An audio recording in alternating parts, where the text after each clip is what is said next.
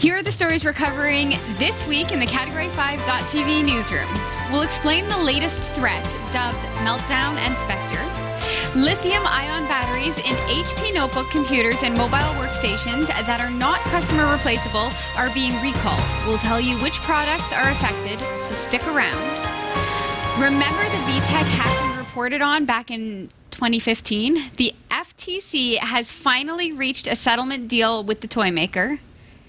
And Toyota is working with a handful of companies to create an autonomous electric fleet of vehicles. These stories are coming right up. Don't go anywhere. Whether you shop on ThinkGeek, GearBest, B&H Photo Video, eBay, or Amazon, or even if you want a free trial of Audible, you'll find the best deals and support the shows we produce by simply visiting the shopping sites you already frequent by using the links on our website. Visit category5.tv/partners for the full and ever-growing list and help us create more free content like this show. Thank you for shopping with our partners, and thank you for watching. This is the Category 5.tv newsroom, covering the week's top tech stories with a slight Linux bias. I'm Sasha Rickman, and here are the top stories we're following this week. The latest threat has been dubbed Meltdown and Spectre, but what is it? Well, we gave it a week for the facts to start percolating, and here's the lowdown. Google's Project Zero revealed the details last week of a vulnerability impacting Intel chips going all the way back to 1995 and confirmed rumors that involved the use of speculative execution. They also went against comments made by AMD that said it was not affected. Google said these vulnerabilities affect many CPUs, including those from AMD, ARM, and Intel, as well as the devices and operating systems running them. The flaws, dubbed Meltdown and Spectre, allow an attacker to read memory that should not be accessible. This allows a virtual machine to read the memory of the host machine, thereby having access to memory of other VMs hosted on that machine. Modern CPUs use speculative execution to increase performance. The concern, therefore, is that by patching against the exploit, performance will also suffer greatly. While the response to Meltdown and Spectre hasn't been as smooth as originally hoped, vendors appear to have done a thorough job. Meltdown, though easier to exploit, is also easier to protect against. Operating systems updates should appear successful and should do a solid job for Intel, Apple, and future ARM chips that are susceptible to the attack. Spectre, on the other hand, is going to be tricky. It doesn't have any clean, simple fix. Unlike the other attacks, there doesn't appear to be any way of implementing an operating system level fix.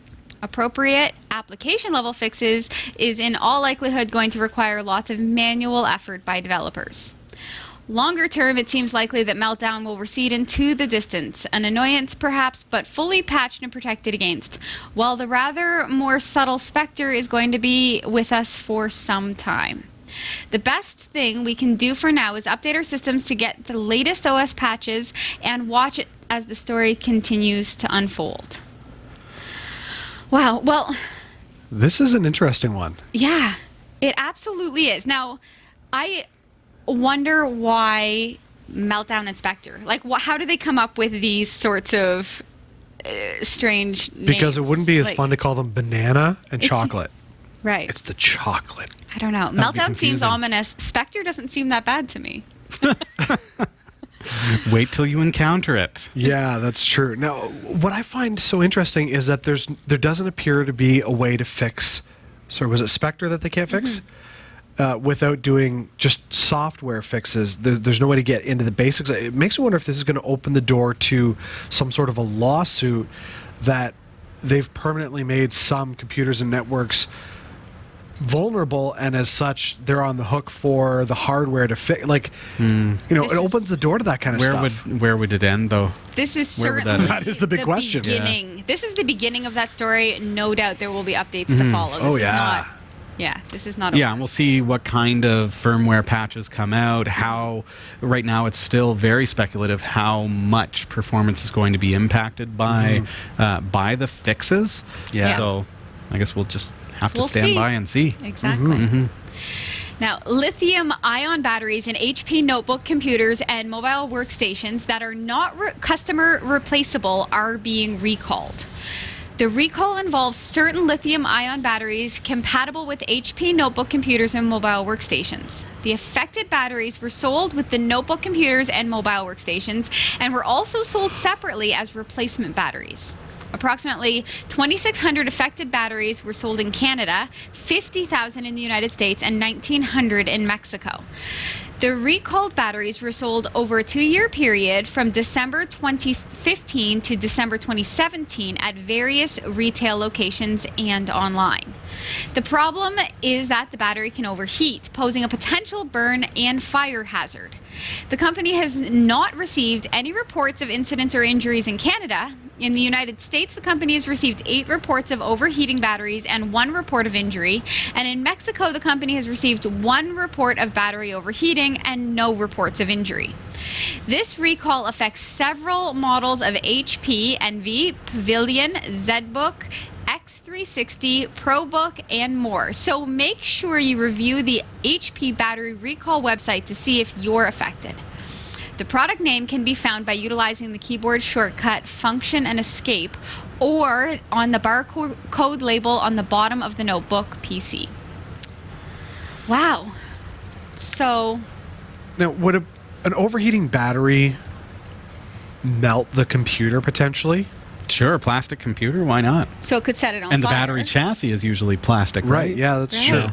And it would set it on fire, which Could. would be... We've encountered that with Samsung's The phones, little yeah. kerfuffle. So Yeah. there hasn't been a lot of injury. There's been a couple, I'm not saying that the person injured isn't, Sure. but there's been Well, usually one, if your laptop is on fire, you wouldn't lay down on top of it. right, so- but I wonder if it ever caught fire. I'm thinking injury, maybe it was overheating on somebody's lap and they just didn't Right. remove That's it, what I'm thinking. right? Then they're going, wow, this is really hot. Now, I have had my laptop on my lap before. Now, I'm not Good saying place that... for a laptop. Yes. Yeah. Atop my lap, and it has gotten warm. So my battery is probably not a problem, right? But are there ways, because obviously you don't want things to overheat. It doesn't help performance. Are there ways to circumvent that so that you wouldn't have an overheating? Can you do something Well, in this case, specific? it's a defect, right? Right. So, but generally speaking, your laptop, and if you look at your laptop, lift it up, look underneath, you'll see vents, like vent holes, and that's where it draws air in from or blows air out of. Usually it comes in from the bottom and then out the side of the chassis. Right.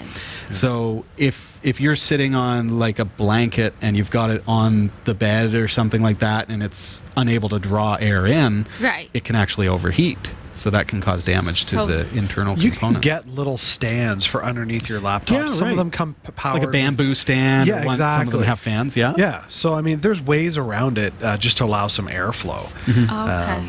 Put it on a book, like a hardcover book, while you're. Yep. Okay, if so you it's don't have, okay as long as it's on a hard surface. You're fine. well, I would think like instead of on the bed or the blanket or whatever, something that's going to obstruct the airflow. If you had it on something hard, like a book or something, then that would help. Oh, okay. That's the poor man's little holder perfect. case thing. Awesome, thank you. The U.S. Federal Trade Commission has agreed to a settlement deal with a children's electronic toy maker that it accused of collecting kids' personal information and failing to properly secure that data. The government watchdog said that VTech will pay $650,000 and agree to a set of privacy and security requirements in order to settle charges that it violated both the Children's Online Privacy Protection Act and the FTC Act. The settlement deal puts to bed allegations by the FTC that VTech broke the law with its operation of the following: Learning Lodge, Kid Connect, Planet VTech Games, and educational websites for kids. And specifically, the allegation that the company did not properly secure the information on millions of children and parents prior to the 2015 hack of its services and theft of customer data. The breached Learning Lodge and Kid Connect services were said to have hosted around 2.25 million accounts that contained information on roughly 3 million kids. The accounts had things like the child's name, date of birth, and the gender, as well as the parent's name, physical address, email address, and security question answers. The toy maker will be required to cut the FTC a $650,000 check, about 22 cents per affected child, to settle the case. VTech will also agree to a stricter set of compliance requirements, including regular third-party security audits to check whether it is properly storing and encrypting its collected information, and to make sure it is getting express consent from parents before it collects any personal information. Speaking about data theft, eh? Yeah. Right. Wow. I don't know if that's harsh enough a punishment. 22 cents per affected child. Well, who gets the money too, right? And like the occasional audit. How about you're done because you didn't do it right and kids are now affected for the rest of their lives, maybe. But VTech is kind of like the gold standard in the industry for these kind of products for kids. Smart toys and... Yeah, I mean, I can't think of anybody else who does it more broadly than they would. And I mean, openly. well, yeah. But it's funny that this has happened. I didn't know about the data breach in 2015, but we had, for our kids, leapfrogs. Right. Okay. And they were from VTech. And I remember, you get the games and then it asks you for these online accounts and you can access other games from the accounts. And I remember saying to my wife, something seems wrong about this. Like, it's a kid's toy. Why should kids have to have accounts with all this information on it? And I called VTech and I asked them about it. I'm like, why? Really? Yeah. And And they what said, did oh, they it's, say? so that you as a parent can know what's going on in their accounts, blah, blah, blah. And I'm like, why would you even add that kind of information? Oh, it's, it's just the way the system's set up. Yeah. And I had issues with it. So we never signed up. We ended up stop using the devices because there was something about it. I just had this hinky feeling. You were right. There we go. I'm vindicated. There you go. Now, of course, if they are going to figure out a way of protecting future children, that's great. But what about the past children? Like, it bothers me that now they have the name, gender, birth date, physical address. Yeah, Like, and I where feel is like that that's data? Who all, has and, that data? And security Santa question Claus. answers. Like, I just worry about these children. Billy, naughty. These children now are growing up with one mark against them in the online world already, right? And how, I know. Like, okay, I not saying data breaches and all this kind of stuff are okay, but the amount of information that parents put online about their kids already through Facebook, I can guarantee you your kid's life is categorized by Facebook. Yeah. They know their name. Okay, They know the that's true. toys that they play Well- with. Like, the fact that Facebook has 52,000 categories of your information, like, it's not like your kids are not already tagged and numbered. So And what, who's as still- a parent, because both of you are, so what, as parents, do you do to protect your kids against situations I have a like cabin this? in the woods. Yes. Bubble boy. Think bubble boy. I see. What I'm thinking about, go back to the picture point, how many of us still use a point and shoot or DSLR Yeah. camera? We all use our phones to take pictures of the kids at the park and stuff. Yes. It's more convenient. Yep. Our Right. phones have geolocation tracking, and the EXIF data of the photos actually contain longitude and latitude for where that photo was taken. Yes. So then I upload that to social media before I strip all the EXIF data. Mm-hmm. Guess what? Facebook now knows exactly where I was sitting, longitude and latitude, when I took that picture. Eek. So, like, all this data is there. And, Okay. and here, digressing from VTech to now Facebook and everything else, but when data theft occurs, who gets that data?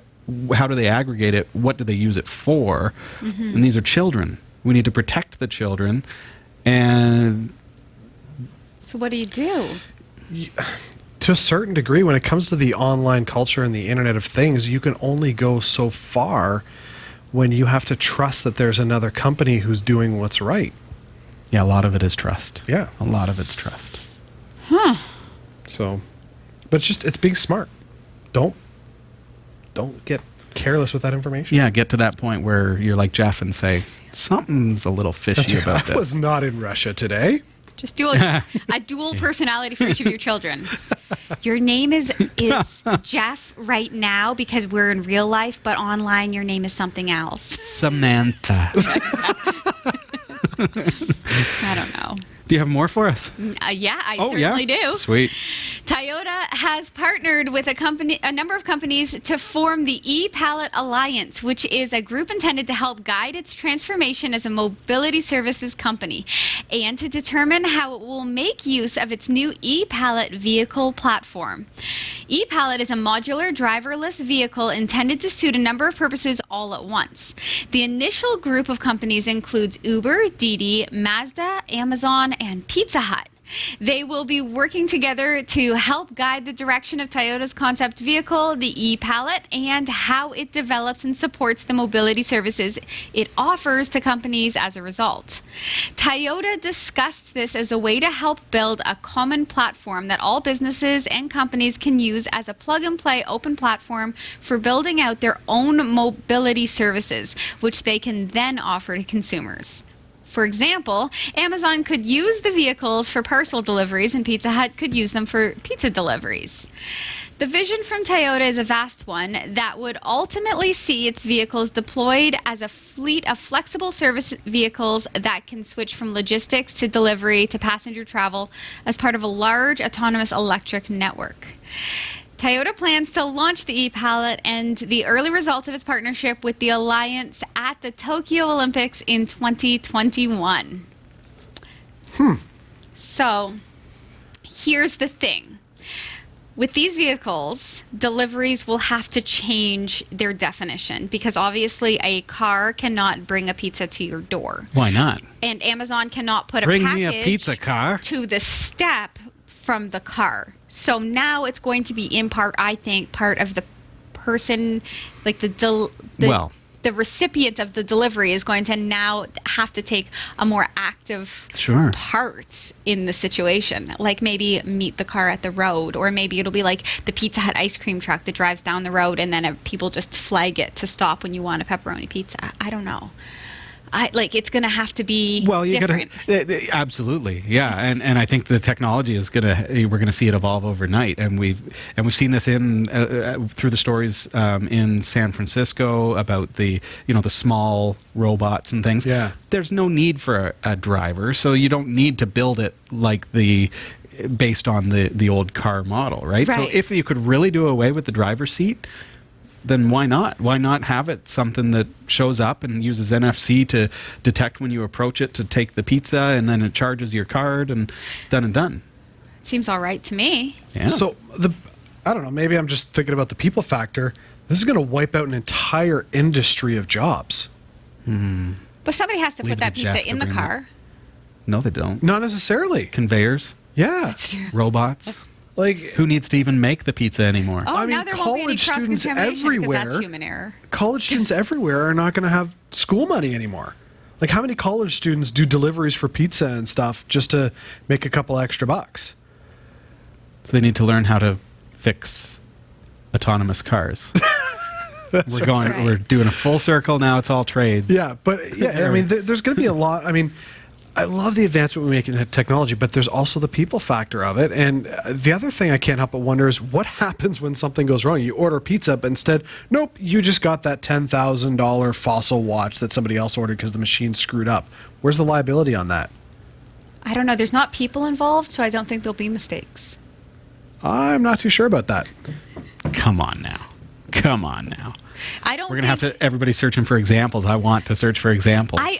I don't think that it will be one vehicle that does Amazon deliveries and pizza deliveries. But that's what you just. No, it will be a it can fleet change of vehicles roles. that changes roles. But I don't think it goes out so on it must one have run. passenger seats. Right. It wouldn't go on one run and be an Uber driver and a Pizza Hut delivery place, and it's got to be just interchangeable. Today you're the pizza car, and then tomorrow you're the Uber car with the pizza smell in it, and then all of a sudden those people are going to crave pizza. See? Again, full circle.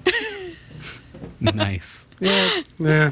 We'll see how it comes about, but It's interesting, though. yeah, it's very cool, and we're seeing a lot of this stuff at CES this week, and seeing all the different manufacturers that are doing autonomous vehicle stuff, and it's really tough and yet exciting to sit down. And I want to do this, and I can't do this on the air, but to sit down and kind of think of predictions of how the technology could be used and how it could work. Right. Because really it comes down to changing the paradigm. You mentioned about jobs and things. Well, when the horse-drawn carriage became a thing of the past and the automobile took over, People panicked. a lot of people lost jobs, but new jobs were created. And the horse population dropped. But you know what I mean? We can't predict how the creation of the automobile is going to change the industry, let alone the world. Oh, absolutely. I mean, you look at what we've accomplished as a society in the last 120 years, and you kind of go, where are we going to be in 50 years because of how quickly it's picking up? And you can't predict these kind of things. You can speculate all you want, but you just kind of have to see it play out, and you do the best you can to hope that it doesn't go awry, and end up with some sort of AI that takes over the world because we're actually screwing it up. I'm pretty sure that was a movie plot. I'm pretty optimistic, I'll tell you. It's going to go very well. It's sick. Big thanks to Roy W. Nash and our community of viewers for submitting stories to us this week. Thanks for watching the Category 5.tv newsroom. Don't forget to like and subscribe for all your tech news with a slight Linux bias. And for more free content, be sure to check out our website. From the Category 5.tv newsroom, I'm Sasha Rickman.